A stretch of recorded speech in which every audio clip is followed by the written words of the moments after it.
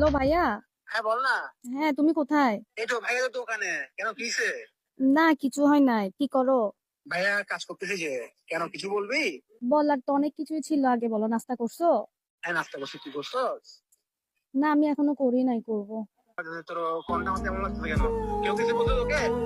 না না, এমনিতে লাগতেছে, কিছু হয় নাই। ওমা, তুই আমার ফোনের ফোনটা তেমন থাকে না? তোর কেউ কি বলছে? বাসায় কে বলছে? আম্মু কিছু বলছে নাকি তোর বাবা কিছু বলছে? না না, কেউ কিছু বলে নাই। তাহলে তুই তোর ফোনটা এমন কেন? কিছু ভাইকে খুলে বল। তেমন কিছু না, আসলে তোমাকে তো আমি অনেক কষ্ট দিছি বা অনেক ঝগড়া করছি, রাগ করে কথা বলি নাই তোমার সাথে। তো তুই কষ্ট না দিলে, তুই রাগ করে না করলে কে করবে? আমাকে 100টা বোন, তুই হচ্ছে আমার একমাত্র কলেজের টুকরার বোন, তুই না করলে কে করবে? তোর জন্য হাজার বোন মা अपने भैया से कहना ना कभी।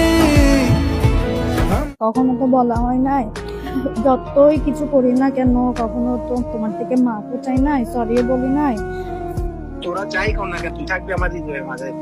তুই আজকে এমন হয়ে গেছিস কেন আমি বুঝলাম না। তোর কেউ কিছু বলছে? ভাইয়ার কিন্তু খারাপ লাগছে, তুই না জানো না, তোর কেউ চোখের বাড়ি কিছু বলে ভাই বলে তোর না, অনেক খারাপ লাগে। কেউ কিছু বলে না। আসলে আমার তোমার জন্য অনেক বেশি পেট করতেছে, তাই আজকে মানে কল দিয়ে বলার কি এসব, যে আসলে আমাকে মাফ করে দিও। অনেক ঝগড়া করছি, অনেক রাগ দেখাইছি তোমার উপর, যে আমাকে মাফ করে দিও।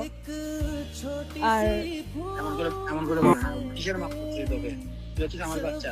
আর শুন, তোর আমি একটা কথা বলি, তুই হবে দিয়ে দিয়ে যাওয়ার পরে আমার লাগে আমার বাসা ফাঁকা হয়ে গেছে। आज भी कोई चोट लगेगा। দোকান থেকে আসতে না বাসা রাখতে হয়, বাসা আসতে লাগতো একটা অন্যরকম একটা শান্তি কাজ করতে। এখন তুই না থাকে পুরো বাসাটা হাহাকার করে।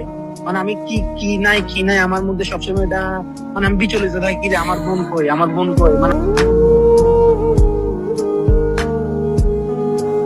কষ্ট লাগে মাঝে মাঝে। তো বলতে পারি না, কারণ তুই ছোট মানুষ, তাই তোকে কখনো বলা হয় না। ভাইয়াও তোকে না অনেক বেশি ভালোবাসি, অনেক অনেক অনেক।